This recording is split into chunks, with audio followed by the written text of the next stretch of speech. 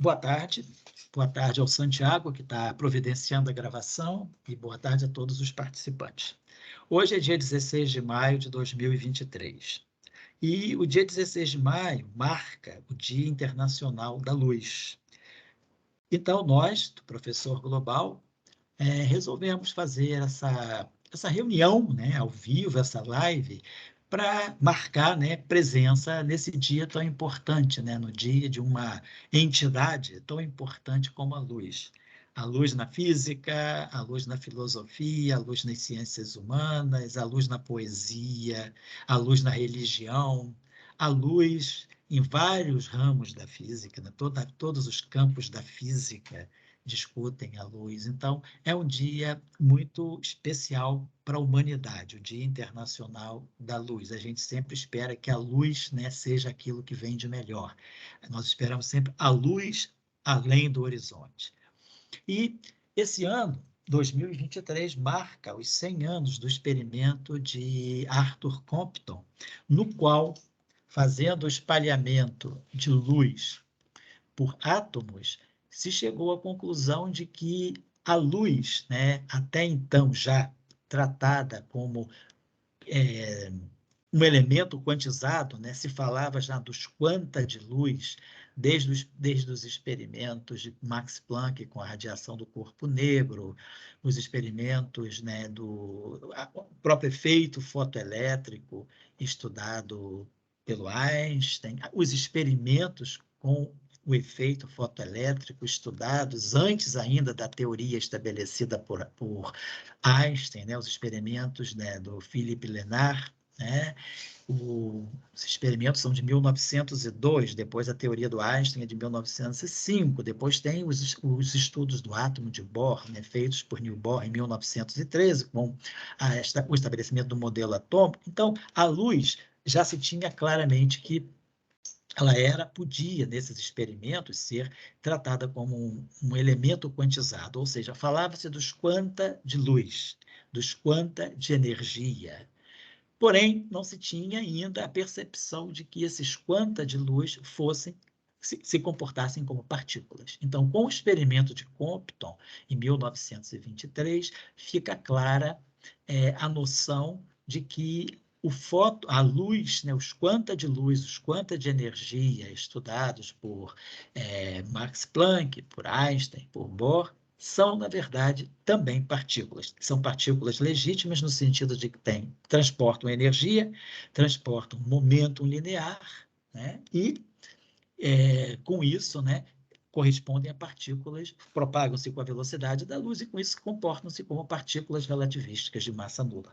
Então, é o nascimento do fóton. Então, a gente está combinando os 100 anos do nascimento do fóton para a física com o Dia Internacional da Luz. Lembrando também que a terminologia fóton não veio de Compton. A terminologia fóton só é introduzida em 1925 por um químico, Lewis, e depois, em 1927, o próprio Compton adota publicamente a nomenclatura de fóton e no encontro de Solvay de 1927, ele já expõe o fóton, e o fóton, então, entra publicamente, né, para a comunidade da física como sendo a partícula de luz.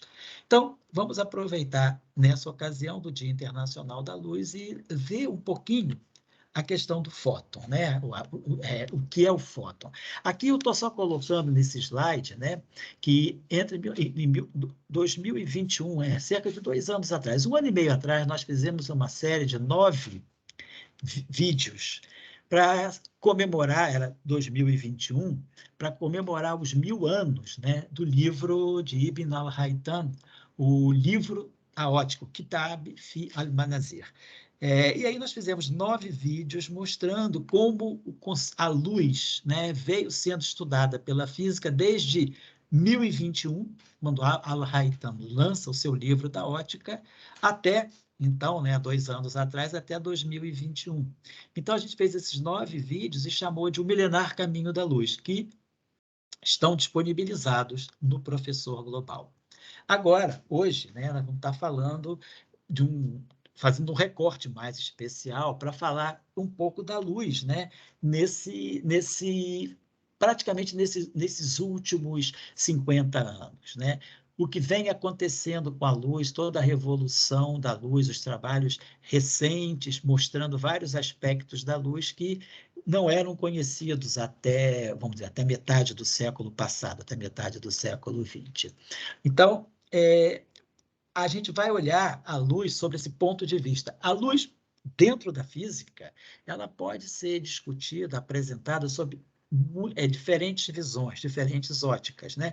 A luz vista pelo espectroscopista, pela física atômica, pela física molecular, a luz vista pela ótica não linear, a luz vista na mecânica quântica, na teoria de campos, na astrofísica, a luz na cosmologia, a luz na matéria condensada. Então, a luz ela é universal, não só dentro da física, como também nas outras áreas do conhecimento. Então, as abordagens vão ser muito distintas, né? Então, nós vamos seguir aqui uma abordagem mais voltada para o aspecto da teoria e mais voltada para o aspecto de quem trabalha com física de partículas e com teoria quântica de campos, né? Mas vamos tentar ser abrangentes e mostrando as referências primárias. A gente vai fazer mais ou menos uma linha do tempo colocando as referências primárias. E assim, qual é o objetivo dessa discussão nesse Dia Internacional da Luz, né?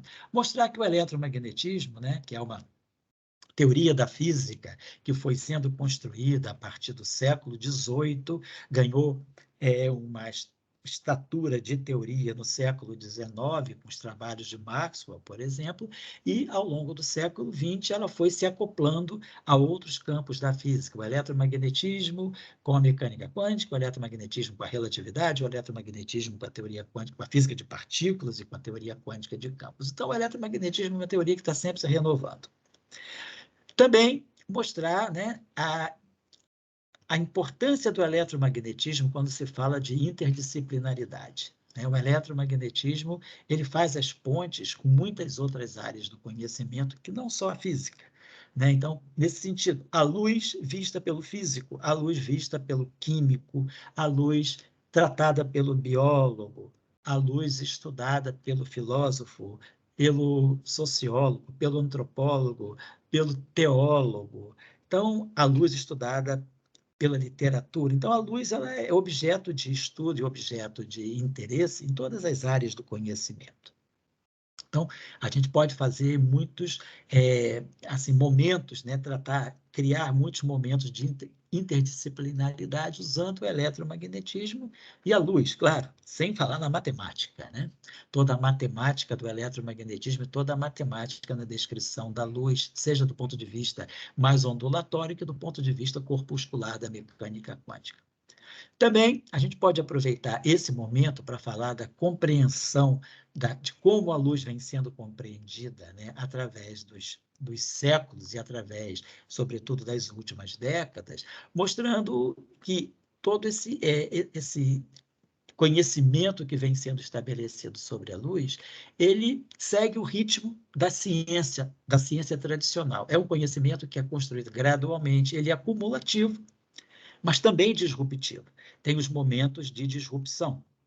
Então, a própria mecânica quântica, ela é disruptiva, né, com a noção do determinismo. E depois o experimento de Compton, ele também é disruptivo com essa noção que vinha já se consolidando nos séculos de que a luz é um fenômeno meramente ondulatório. Não, a luz tem uma natureza corpuscular, como já no início do século XVIII, no final do século XIX, preconizava Isaac Newton e também Pierre Gassendi, né? Olhando a luz sob um ponto de vista corpuscular. Então, isso é retomado com os experimentos de Compton. Também, outro objetivo que eu acho que pode ser interessante para um estudante que está se iniciando na pesquisa, nos estudos, né? Colocar que na física nós temos sempre um intervalo de tempo que pode ser muito grande, mas também pode ser muito breve entre teoria e experimento. O que a teoria estabelece, prevê, antecipa, pode vir a ser comprovado experimentalmente décadas depois ou até mesmo séculos depois.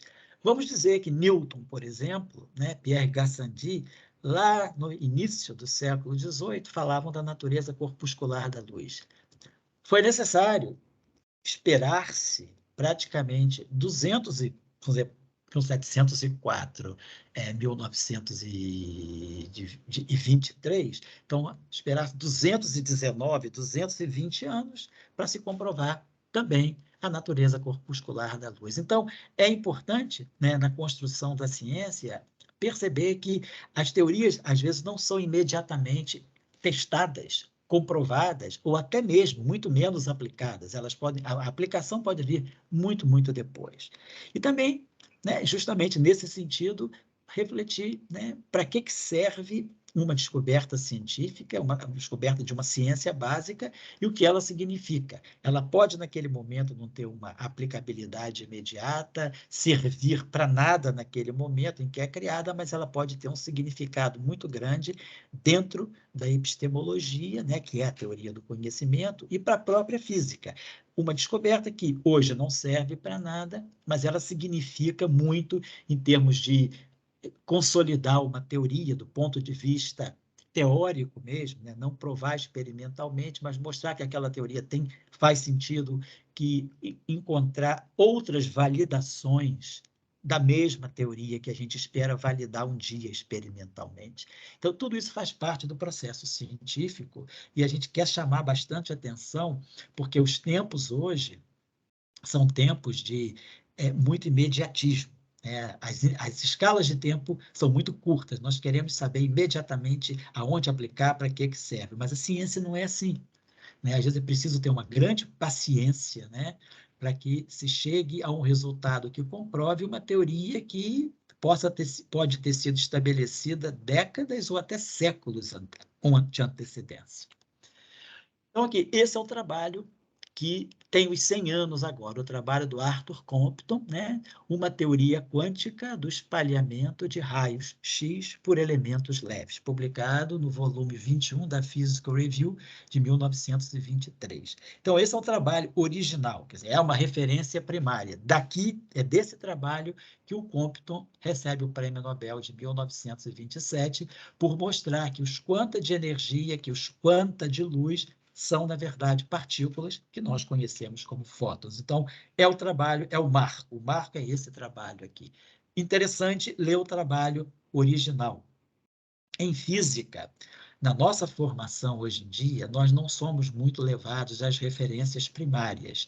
A gente estuda o efeito Compton, o espalhamento Compton, em vários, vamos dizer, em vários patamares, mas através de livros, né, de livros mais recentes. É bom ler os artigos originais. Beber água, né, na fonte límpida. Beber aquela água cristalina e fresca na fonte. Então, esse é o artigo de Compton. Vale a pena ler como parte da formação, né, de um jovem físico.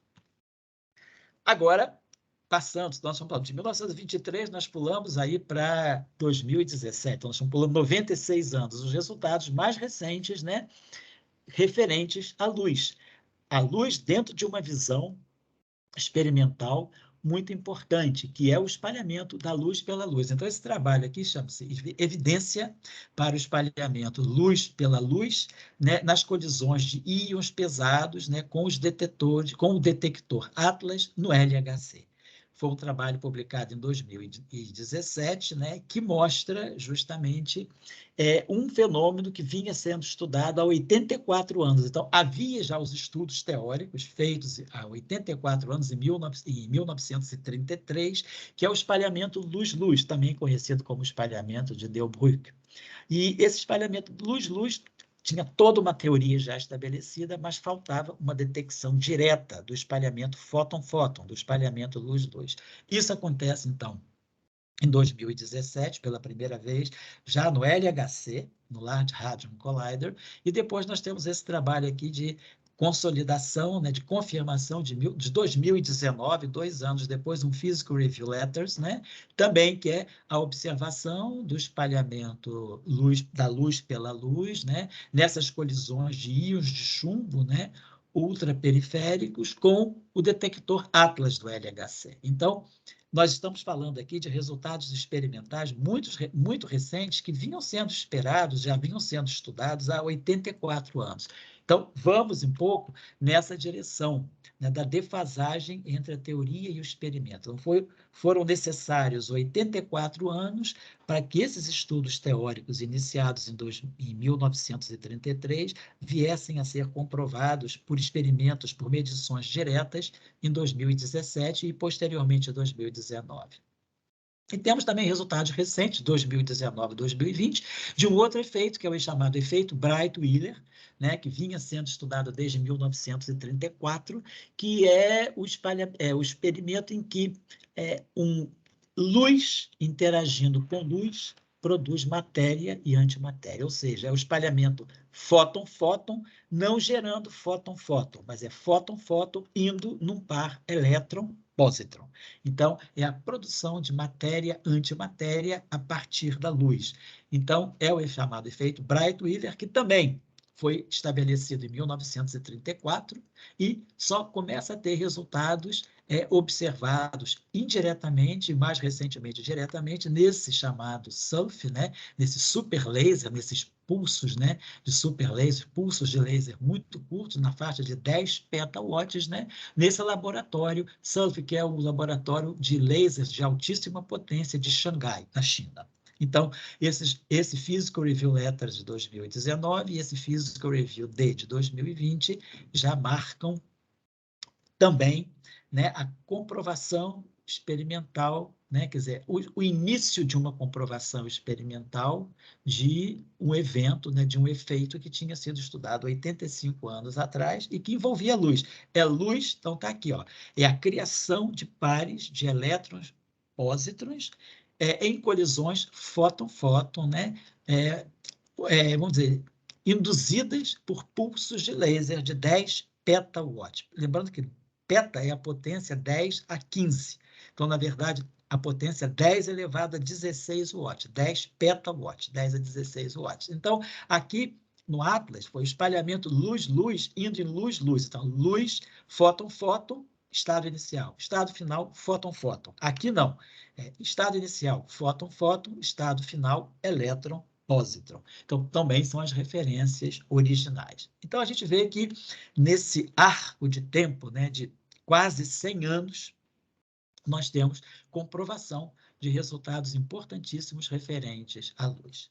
Então, eu queria só chamar a atenção aqui para, se alguém se interessar, né, os experimentos feitos, né, em lasers super intensos, com intensidade muito alta, né, quer dizer, potência por unidade de área muito alta, e que vão testar a não linearidade da radiação eletromagnética. Não linearidade que não está contida nas equações de Maxwell.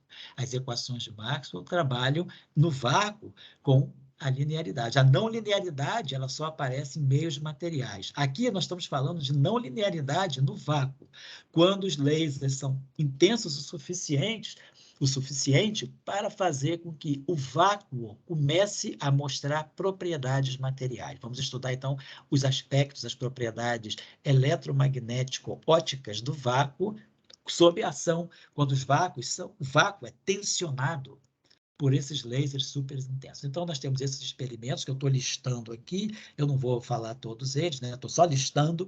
Se alguém tiver interesse de receber esses slides, basta entrar em contato comigo pelo e-mail que eu vou deixar no final e eu mando os slides sem problema nenhum. Né? Só porque eu vou ter que passar alguns slides rapidamente por causa do tempo. Né? Aqui, eu queria chamar a atenção num pré-requisito importante, que é como aparecem campos elétricos e campos magnéticos, que nós chamamos de campos críticos, campo elétrico crítico e campo magnético crítico, ou também chamados campos críticos de Schwinger, a partir das constantes fundamentais que envolvem o elétron, a massa do elétron, C, a velocidade da luz, nós estamos falando então de relatividade, E, a carga fundamental, eletromagnetismo, a portador de carga, a carga fundamental portada pelo pósitron. E H portada a constante de Planck, que é a constante fundamental da mecânica quântica. Compondo essas constantes da física com essas potências e com essa razão que está aqui, nós chegamos a campos elétricos e campos magnéticos dessa faixa de magnitude. Um campo magnético na faixa de 10 a 9, né? 1 bilhão de Tesla, né? Então, 1 gigatesla, que em unidades naturais isso corresponderia a 1 MeV ao quadrado. E essa escala de tempo típica também do eletromagnetismo, que é uma escala de tempo de 10 a menos 15 segundos, né? Quer dizer, é 1 milésimo de trilionésimo de segundo, né? 1 femtosegundo, que é o tempo típico de uma interação eletromagnética. Então, esses campos aqui são campos altos o suficiente para tensionar o vácuo e fazer com que o vácuo revele as suas propriedades materiais. O vácuo quântico, né, proposto por Dirac em 1929, onde nós temos um vácuo formado por pares de partículas virtuais, não partículas reais, partículas e antipartículas virtuais. No trabalho de 29, Dirac propunha que eram elétrons e prótons, mas no trabalho de 33, quando ele recebe o prêmio Nobel, a Nobel Lecture dele, ele já corrige, porque ele já tinha previsto a antimatéria, o pósitron, e o pósitron já tinha sido descoberto em 1932, então em 1933 ele lança a ideia do vácuo quântico formado por pares virtuais de elétrons e pósitrons. E é isso que esses campos intensos, né, quando induzidos, né, quando tensionando o vácuo, produzem efeitos materiais do vácuo, não linearidades que podem ser estudadas nesses experimentos que eu estou colocando aqui nesse slide. Aqui, só para efeito de curiosidade, sobretudo dos estudantes, né, dos mais principiantes, é que quando a gente fala de o que é uma não linearidade eletromagnética. Então, aqui nós temos um exemplo de uma teoria eletromagnética não linear. As equações de Maxwell, elas seriam essas grandezas em amarelo. Então, a primeira equação de Maxwell é a equação de Gauss do campo elétrico, divergência do campo elétrico, densidade de cargas sobre a permissividade elétrica do vácuo. Depois, Ampère-Maxwell, rotacional do campo magnético, corrente de deslocamento e, eventualmente, uma corrente externa. Em azul, nós estamos colocando um exemplo típico de uma teoria não linear, que foi a primeira teoria não linear eletromagnética estudada por Euler e Heisenberg em 1936. Então, aqui nós temos uma equação altamente não linear. Aqui nós temos potência linear, potência 1 do campo elétrico. Aqui nós temos potência cúbica do campo elétrico, é 3. E aqui um B2 quer dizer, nós temos termos cúbicos nos campos eletromagnéticos. Então, essas equações são altamente não lineares. Essa é a chamada eletrodinâmica de Euler e Heisenberg, né? Então, essa eletrodinâmica foi proposta em 1936, nesse artigo aqui em alemão, no Zeitschrift für Physik, mas que está traduzido nos archives, né? Esse artigo foi apresentado nos archives em inglês em 2006. Então, muito interessante, 70 anos depois, esse artigo está aqui publicado em inglês, que é o artigo que marca como essa estrutura de vácuo quântico introduzida por Dirac, né? Quando nós temos, olhando o vácuo não como vazio absoluto, né? Mas como um sistema complexo de elétrons e pósitrons, partículas e antipartículas, como o efeito não linear é revelado a partir dessa estrutura do vácuo nas equações de Maxwell. Então, isso aqui é a contribuição que vem do caráter quântico do vácuo, né?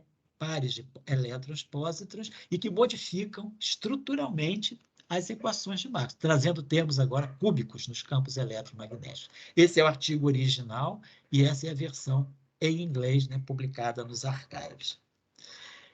Hoje nós falamos, né, de o eletromagnetismo vem sendo estudado em várias frentes, novos materiais, novas observações astrofísicas, novos efeitos, além do modelo padrão.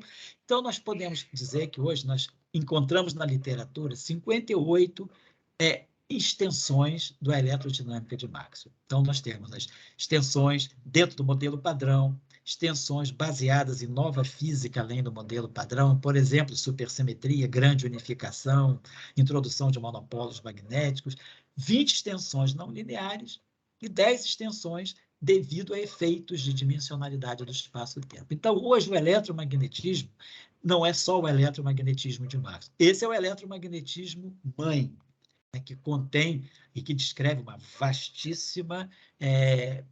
vastíssimo espectro de fenômenos. Mas nós temos catalogamos hoje, né, em 2023, 58 extensões, e devido a vários efeitos de gravitação quântica, efeitos de loop quantum gravity, buracos negros. Então, nós temos muitas propostas de novas eletrodinâmicas que partem, né, das equações de Maxwell. E o fóton, além, né, nessas últimas décadas, né, nesse último século, ele vem, vamos dizer assim, apresentando o que eu estou aqui de uma linguagem um pouquinho mais pictórica e metafórica, chamando de disfarces, né? Então, nós falamos do fóton de de Broglie-Proca, que é o fóton agora adquirindo massa. Como seria, ou o que seria uma eletrodinâmica com fótons massivos, né? Aonde é que ela tem aplicabilidade? Quais são também os experimentos, seja de astrofísica, seja de física de partículas, que podem impor um limite superior da massa do fóton? A massa do fóton não é exatamente zero, mas ela não supera um certo limiar, que é na faixa de 10 à potência menos 55 quilogramas. Então, agora, efeitos da massa do fóton são importantes em sistemas, por exemplo, de supercondutividade. O fóton, né, quando o supercondutor transita da fase condutora para a fase supercondutora, a eletrodinâmica agora ela tem uma nova fase, e é a fase em que o fóton se torna massivo, que é o que nós chamamos de fóton de de Broglie-Proca. Temos também o chamado fóton dual, que é o fóton ligado à versão dual do eletromagnetismo. Temos o chamado dark photon, fóton escuro, também conhecido como parafóton, que é vamos dizer assim, uma categoria de fótons que são derivados de alguns modelos de física além do modelo padrão. Então, é interessante também estar aberto para essa possibilidade de que haja novas categorias de fótons, induzidos, né, por uma física mais fundamental ainda do que a física descrita pelo modelo padrão, e que são objetos cuja detecção é buscada, é esperada no LHC. Então, temos colaborações no LHC que vão tentar, vamos dizer, que tem na agenda a procura do fóton escuro. Falamos também do Axion e dos ALPS, que são as Axion-like particles, que também podem ser importantes em relação ao fóton, porque o fóton, através do efeito Primakov, ele pode transitar para um áxion. Então, existe uma amplitude de transição, uma probabilidade de transição do fóton virar um áxion e do áxion virar um fóton, ou do fóton virar uma que a gente chama de axion-like particle, que não é exatamente o áxion, mas que é parecido da categoria. Então, existem essas, vamos dizer assim, essas nuances, né, de novos fótons que nós estamos buscando. E o próprio fotino, que seria um fóton fermiônico, é previsto por uma teoria supersimétrica. Previsto, se nós olhamos a eletrodinâmica quântica, ou olhamos as equações de Maxwell num cenário supersimétrico, então, além do fóton como mediador das interações eletromagnéticas, vai aparecer uma espécie de um fóton fermiônico, não o fóton de Maxwell, de spin 1, mas um fóton de spin meio, que nós chamamos de fotino.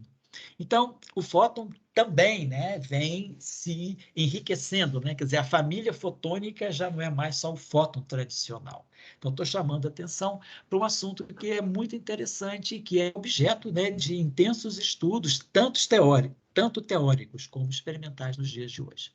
E aqui, por exemplo, assim, só para marcar uma posição, se alguma pessoa, algum estudante estiver interessado, como fica uma eletrodinâmica. Então, tudo que eu coloquei em amarelo aqui se refere a Maxwell. Divergência do campo elétrico, aqui campo magnético, aqui são as equações, aqui a equação de Faraday-Lentz, aqui a equação de Gauss do magnetismo, sem monopolo magnético, e aqui a equação de Ampère-Maxwell. Agora, essas equações estão corrigidas pela interação do áxion, que eu estou marcando de A minúsculo azul, e pela interação do dark photon, do fóton escuro, que eu estou chamando de L'. Então, o fóton escuro, ele tem spin 1 e carrega campo elétrico e campo magnético, que eu estou denotando com a linha. E o campo elétrico e o campo magnético do fóton tradicional estão grafados aqui em amarelo. E aqui nós temos a interação do áxion, o gradiente do campo do áxion, que é um pseudo-escalar, interage com o campo magnético. Aqui o gradiente do campo do áxion acoplado ao campo magnético do fóton escuro. Então, nós temos aqui esse conjunto de equações, né?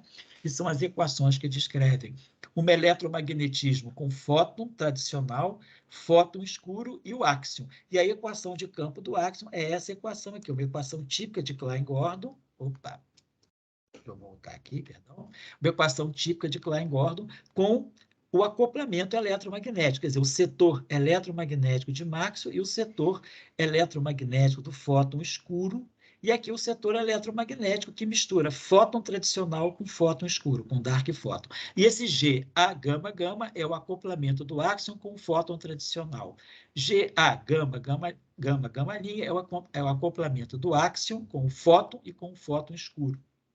Aqui, o acoplamento do áxion com o fóton escuro, fóton escuro. Tudo que tem linha é o fóton escuro.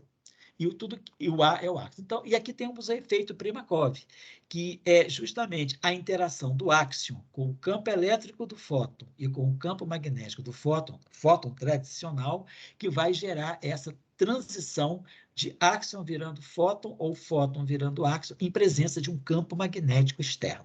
Isso se chama efeito Primakov, que é muito estudado também na astrofísica. Aqui uma eletrodinâmica puramente axiônica, sem o fóton escuro. Então, aqui é uma eletrodinâmica que está acoplando o fóton gama com o áxion. Fóton, então é gama, A, fóton, gama, fóton, gama, fóton. Então, é áxion, fóton, fóton. Então, aqui, na verdade, é essa eletrodinâmica aqui jogando fora tudo que tem linha. E aqui a equação do áxion com fonte, tendo como fonte o campo elétrico e o campo magnético do fóton, e é aqui justamente esse termo que gera o efeito Primakov envolvendo o áxion e o fóton. Então, está aqui. É muito estudada a eletrodinâmica axiônica. Hoje é importante em física de matéria condensada, é importante em física de partículas. Então, a eletrodinâmica axiônica é importante na astrofísica, então, porque o áxion também pode ser componente da matéria escura. Então, essa eletrodinâmica axiônica, ela também tem interesse na astrofísica, sobretudo quando se pensa em matéria escura, já que o áxion pode ser um candidato à matéria escura. Aqui, o trabalho original sobre a massa do fóton, um trabalho não original, mas um trabalho que descreve, dentro dos padrões mais atuais, a discussão da massa do fóton de de Broglie e Proca, né? Esse fóton de de Broglie e Proca, estou colocando as referências, né? Opa, eu não coloquei as referências originais de de Broglie e Proca aqui, mas tem o trabalho de de Broglie da década de 20, né, 1925, 26, o trabalho do Proca de 34, em que se fala, então, do fóton massivo já na final da década de 20, início da década de 30. Esse trabalho aqui do Kobzarev e do Okun é muito interessante. E esse trabalho aqui também, esse trabalho é mais recente, eu acho muito formativo. Se alguém quiser fazer assim, uma retrospectiva histórica de como se discutiu a massa do fóton, desde a sua primeira proposta até o início do século XXI, tem esse Reports on Progress in Physics, que é a massa do fóton. Muito interessante esse artigo, sobretudo para estudantes que estão em nível de graduação. Depois, esse trabalho aqui é bem recente, é de 2022, do mês de outubro, foi um trabalho que gerou e tem gerado muita discussão, que é a questão da massa do fóton dual, que aqui envolve toda uma discussão de eletromagnetismo com monopolos magnéticos. Esse trabalho também é muito interessante, do Pierre Sigvi, que é métodos de busca do áxion invisível, desse áxion que é candidato à matéria escura. É um Reviews of Modern Physics, é interessante, porque ele faz uma revisão muito assim, detalhada, né, de toda a discussão das buscas experimentais pelos áxions, né, desde a ideia inicial dos áxions, na década de 70, por Petier e Quinn, até recentemente, até 2021. Então, é um trabalho muito interessante para a gente colocar nos cursos, ou até mesmo para um estudante em trabalho de final de curso, num TCC, né, ou num essay de final de disciplina, apresentar esse estudo. O trabalho é muito detalhado e muito completo. Aqui também resultados recentes sobre fóton escuro e sobre axion-like particles, não, sobre os ALPs. Então, esse trabalho aqui de 2020, dezembro de 2020, progressos recentes na física dos áxions e dos ALPs. Então, é um trabalho também que introduz o assunto e coloca, assim, apresenta o estado da arte na discussão dos áxions e dos ALPs. E esse trabalho do grupo lá de Trieste, Fabriquez e Gabriele Lanfranchi, né, que é o fóton escuro. Também um archive, né, do REP-PH de 2020, mês de maio.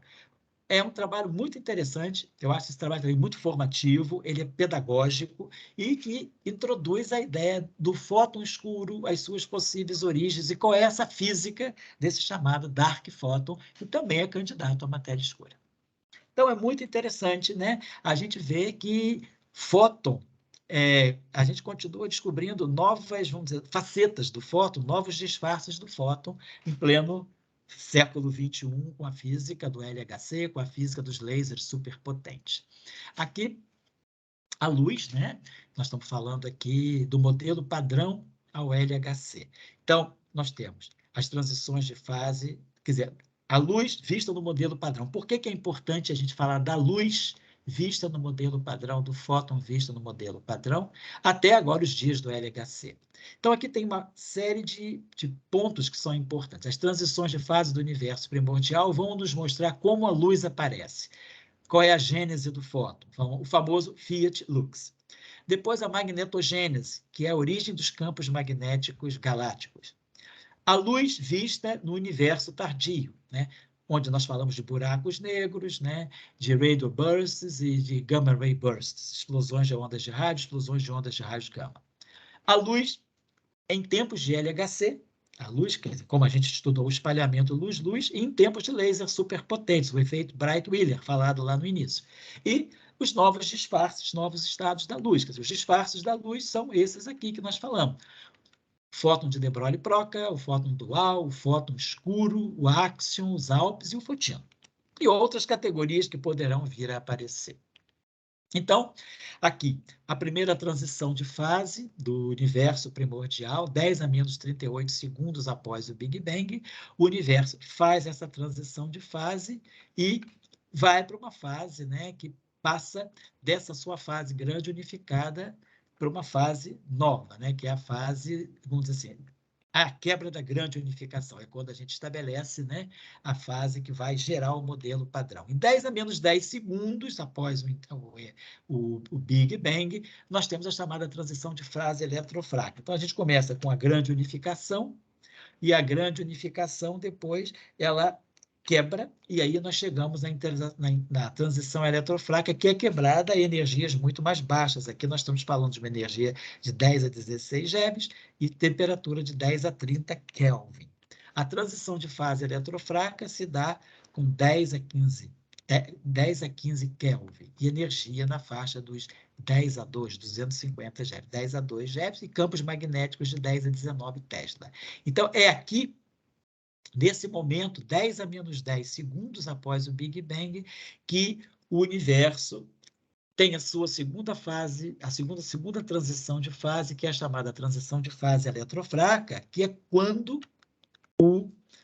depois eu volto para esse slide aqui, que é quando a simetria SO2-U1 é quebrada para a simetria eletromagnética e o fóton finalmente aparece. Quer dizer, nós temos aqui a quebra, o modelo padrão, né? Quer dizer, a quebra da simetria SO2-U1, que nos dá o que nós temos hoje, a SO3 de cor, que é QCD, e o eletromagnetismo. O campo de Higgs se estabiliza, né, num valor de 250 GeV e aparece a carga eletromagnética como sendo uma combinação linear da terceira componente de spin isotópico left com a hipercarga fraca. E aqui nós temos a gênese do fóton. O fóton e o Z0, que nascem dessa combinação dos bósons de Gauge, das simetrias primordiais, né? E nesse momento aqui, 10 a menos 10 segundos após o Big Bang. Aqui eu vou pular um pouquinho, porque é a transição de fase da QCD, é a transição de fase, né, em que os quarks se confinam. Eu vou deixar isso, fica só nos slides, registrado aqui nos slides. E aqui o resuminho das transições de fase do universo primordial. Nós saímos de uma fase unificada, por exemplo, com simetria SO5, passamos para a simetria do modelo padrão. Essa é a transição que ocorre 10 a menos 38 segundos após o Big Bang. E depois, 10 a menos 10 segundos após o Big Bang, nós temos a fase, a transição de fase do modelo padrão para as simetrias do modelo padrão, né, para as simetrias residuais que nós temos, exatas, que são a QCD e o eletromagnetismo. E aqui, então, como nós falamos, né, essa transição de fase eletrofraca, nesse momento aqui, é que a gente pode falar do Fiat Lux, é como aparece o fóton. Então, dentro do modelo padrão, essa é a gênese do fóton, né? E aqui eu digo fóton e seu irmão sarado, né, que é o Z0, é o bóson Z0 das interações fracas, né, que interage diretamente com os neutrinos, por exemplo, né, interage também com W+, com W-, interage com o elétron, mas esse Z0 aqui é que seria o irmão gêmeo do fóton, ambos nascendo na transição de fase eletrofraca através, né, da estabilização do vácuo de Higgs. E esse Z0 eu chamo de irmão sarado porque ele é neutro como fóton, mas ele tem uma massa de 96 vezes a massa do próton, enquanto que o fóton tem massa zero no modelo padrão. E esse Z0, ele é mediador das interações nucleares fracas e o fóton é o mediador da interação eletromagnética. Então, está aqui. Então, essa é a visão da luz no modelo padrão.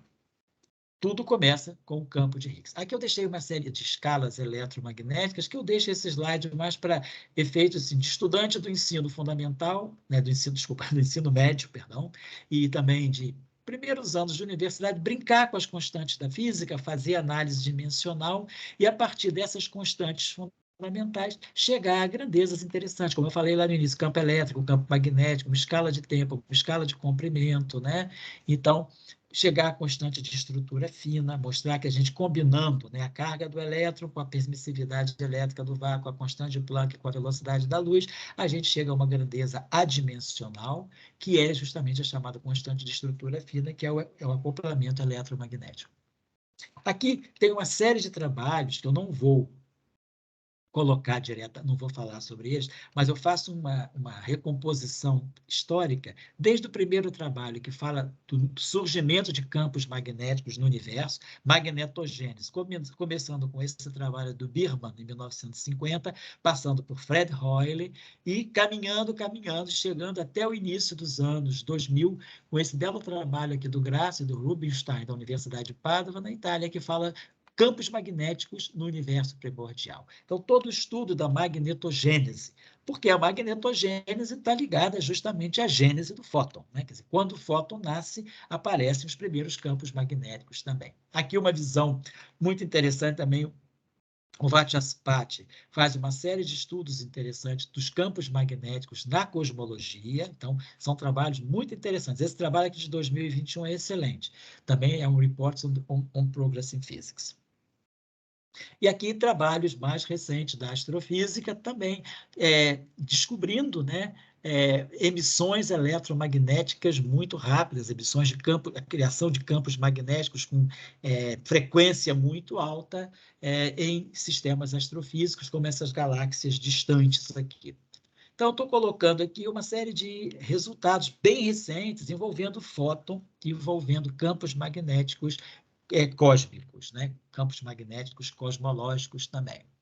Então, aqui um resultado interessante de 2021, né, de medição de campos magnéticos no horizonte de eventos do buraco negro M87. Aqui, eventos, né, importantes, né, do universo tardio também. Então, estou deixando esses slides aqui, eu pretendo ir passando e fica para quem quiser receber os meus slides, eu mando com essas referências. Mas tudo falando sobre a importância do magnetismo na cosmologia, na astrofísica, e aqui um trabalho interessante de 2021, que são como vincular, quer dizer, como obter vínculos, né, limites superiores na massa do fóton, e na gravitação quântica a partir dos gamma ray bursts. Então, é o trabalho de 2021 que também mostra a importância, né, dessa discussão da massa do fóton em conexão com fenômenos astrofísicos. Esse trabalho aqui fala da tensão de Hubble, também, que é uma discussão importante relacionada a campos magnéticos, o que pode estar por trás da tensão de Hubble e a existência de campos magnéticos que foram descobertos em regiões intergalácticas recentemente também. E aqui eu já passo, aqui a gente já muda um pouco de fase, né? E está falando aqui dentro daquela palestra do Milenar Caminho da Luz, quando nós, na palestra 5, estudamos a luz e a relação entre luz e campos quânticos, né? Então, a importância de se estudar a luz no âmbito da teoria quântica de campos, né? Esse trabalho que nós já falamos no início. Bom, e agora, mais recentemente, eu já estou começando a pensar em caminhar para o final, né? Nós temos resultados interessantes sobre isolante topológico, a fotônica estudada no âmbito de isolantes topológicos. Esse trabalho aqui, que é chamada fotônica topológica, é esse trabalho da Nature de 2013. Também aqui, trabalhos interessantes com arranjos de lasers, né? Em sistemas de isolantes topológicos também, um resultado que foi considerado um resultado muito impactante, né, em 2021, para produção, para emissão de lasers nesse tipo de arranjo experimental, né, que são essas superfícies com cavidades verticais. Esse trabalho está publicado na Science em 2021. Então, são resultados recentes da fotônica. Depois também um resultado interessante de 2019, publicado na Science, que é como a gente pode simular um sistema de mecânica quântica supersimétrica usando um arranjo de lasers. Então, é uma evidência, né, de uma supersimetria em um sistema quântico através de uma combinação de um arranjo de lasers. Trabalho, resultado de 2019. Então, é o fóton, quer dizer, tentando com a fotônica, com os lasers, simular um sistema de mecânica quântica supersimétrica. Aqui também um resultado importante de 2021, né, que é a fusão frio, né, então a fusão a frio, né, então é um trabalho envolvendo também fótons. E aqui uma coisa bem interessante, o Rayleigh, em 1887, já falava desses cristais fotônicos, que são cristais que existem e que eles vamos dizer, coordenam como a luz vai se propagar nesse interior desses cristais. E esse trabalho de 1887 é revisto 100 anos depois pelo Jablonovich, e que é esse trabalho aqui, o Physical Review Letters de 87, que é a emissão espontânea inibida, né, em eletrônica e física da matéria condensada. Então, é um trabalho que revê, quer dizer, que no fundo é um trabalho que já vai na direção dos cristais fotônicos. Então, não vamos pensar que os cristais fotônicos aparecem nesse primeiro trabalho do Jablonovich, de 1987. Ele, na verdade, já é antevisto por Rayleigh em 1887, né? Então, vamos dizer assim, 36 anos antes da descoberta do fóton por Compton, né? E um trabalho que surge com os primeiros experimentos de Hertz sobre as ondas eletromagnéticas, comprovando a teoria de março de 1867. Aqui, os cristais temporais fotônicos, né, que são esses cristais fotônicos, mas com estrutura cristalina que oscila no tempo. Isso gera uma interação muito interessante entre o fóton e a rede cristalina. Lembrando, então, que esses cristais fotônicos, na verdade, foram introduzidos por Wilczek em 2012. Né? Então, esses cristais, esses Quantum Time Crystals, né? Esse Physical Review Letters de 2012, pelo Frank Wilczek, né? Prêmio Nobel de 2004, né? Junto com Gross e... Gross e seus... quer dizer, Wilczek com o seu orientador, né, Gross, e Pulitzer, né, que fizeram os estudos da QCD, o Prêmio Nobel pela Liberdade Assintótica. Eles ganham o Prêmio Nobel em 2004. Em 2012, Frank Wilczek escreve esse belíssimo trabalho, que é a elaboração dos chamados cristais temporais quânticos, né? Aqui trabalho sobre luz líquida, né? Então, é um trabalho também interessante, de 2020, esse aqui de 2020, né? Organizando, controlando o fluxo de luz líquida. Então, é um trabalho publicado no Physical Review B de 2020.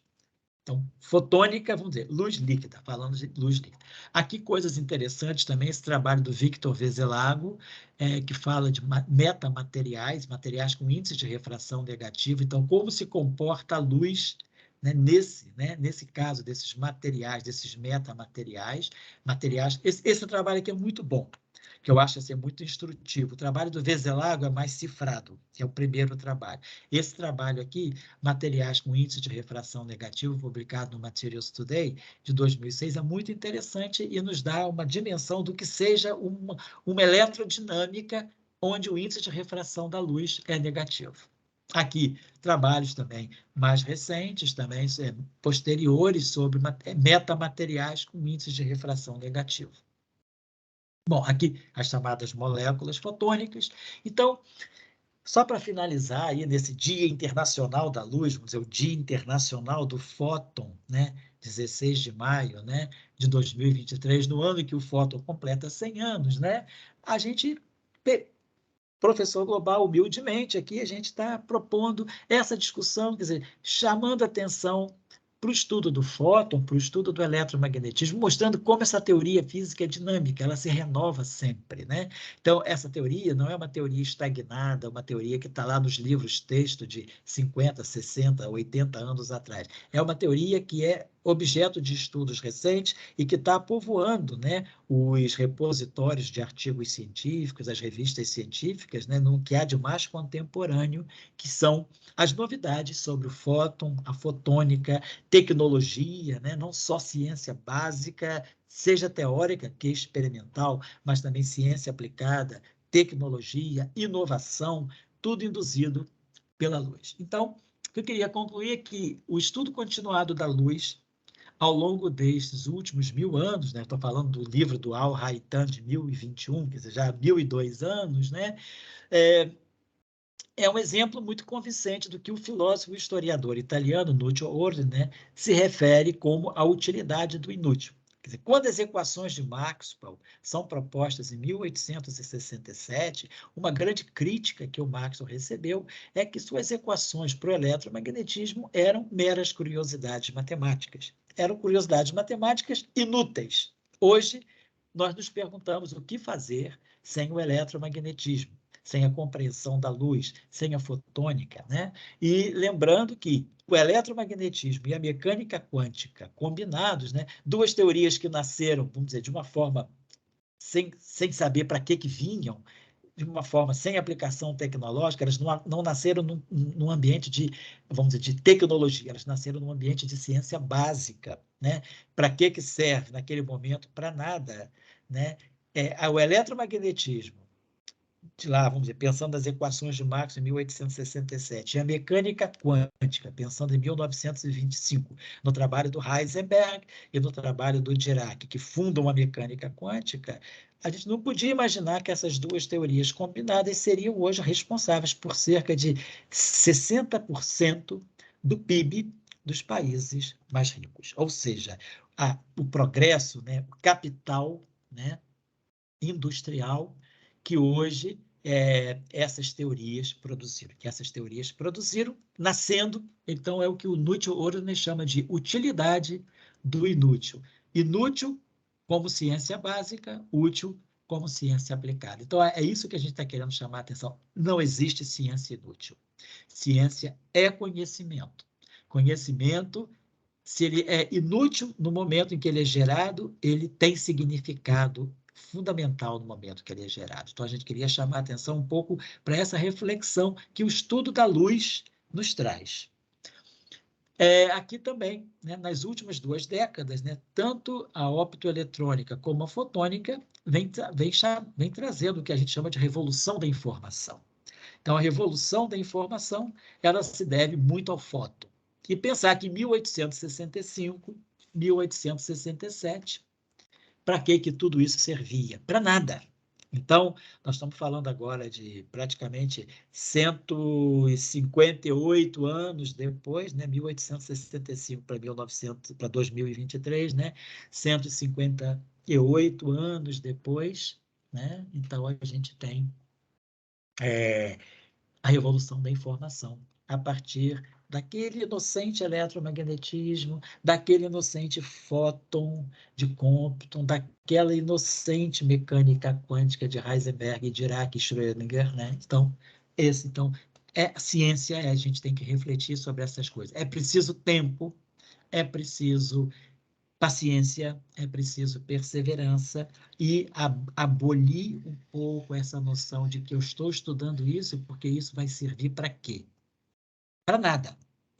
Mas daqui a décadas, daqui a anos, daqui a décadas ou até daqui a séculos, pode ser extremamente útil. Então, Maxwell talvez não imaginasse o quanto os chamados inúteis estudos dele iriam ser úteis para a humanidade nos dias de hoje, 158 anos depois. Então, eu queria chamar a atenção para isso, né? Aqui eu estou agradecendo ao Farina, porque o colega Farina da UFRJ me chamou para primeiro fazer esse seminário numa versão mais contida, né, no grupo lá de História da Física, da UFRJ, do Instituto de Física, e hoje eu estou fazendo essa mesma palestra de forma ampliada, né, com mais slides, mas eu não pude falar de todos. A quem quiser me escrever, pode me escrever para o e-mail, para o Gmail ou para o e-mail do CBPF, que eu posso passar para as pessoas esses slides aqui. Então, é isso que nós estamos querendo chamar a atenção, só para finalizar, agradecendo ao Santiago por estar aqui comigo nessa gravação, nesse dia 16 de maio de 2023. 16 de maio é o Dia Internacional da Luz e 16 de maio de 2023 é quando nós estamos comemorando, é o ano que se comemora o centenário do fóton. Então, esse fóton que hoje aparece sob vestes, né, que nos engana, aparecendo sob diferentes disfarces, podendo... Aqui é mais o disfarce, é mais sério ainda, porque ele transita para um áxion e depois o áxion vira fóton. Então ele vai enganando a gente. É fóton? Não é áxion. É áxion? Não é fóton. O áxion, o fóton, o áxion. E os Alpes podem fazer esse joguinho de pega, pega e não pega, né, com a luz, né? Fótons massivos, fótons duais, fótons escuros, fótons fermiônicos. Então, nós temos hoje uma grande variedade de fótons, né, à nossa disposição. Por quê? Porque houve estudo, porque houve busca, né, daquilo que pode ser considerado por alguns como sendo inútil, mas que são coisas que vão se mostrar extremamente úteis, já estão se mostrando úteis e vão se mostrar mais úteis ainda à medida que o tempo passa. Então, eu queria agradecer de novo ao Santiago pela gentileza da gravação, ao professor Global, porém, sempre oferecer um espaço para a gente trazer reflexões sobre a ciência, debates, né? E, assim, tentar sempre levar o que a gente está buscando, divulgar para os mais jovens, para os estudantes de ensino médio, para os estudantes de graduação, para os professores de ensino médio, os professores que estão em sala de aula, né, seja no ensino fundamental que no ensino médio, tentando motivar as pessoas com esses resultados assim bem estimulantes, né, sobre da física contemporânea. Então, esse tem sido um dos grandes objetivos do que a gente vem fazendo, né, como podemos no Professor Global, em combinação também com o ambiente que nós chamamos de República do Diraquistão, que é o nosso espacinho dentro do Centro Brasileiro de Pesquisas Físicas, né? A nossa ala D, né? do terceiro andar do CBPF, onde a gente tem a chamada República Fundamentalista do Diraquistão, em homenagem, certamente, a Paul Dirac, né? Que foi um dos precursores, entre tantas outras coisas, da mecânica quântica. Então, Santiago, muito obrigado a você. Um abraço a todos que nos seguiram nessa comemoração do Dia Internacional da Luz.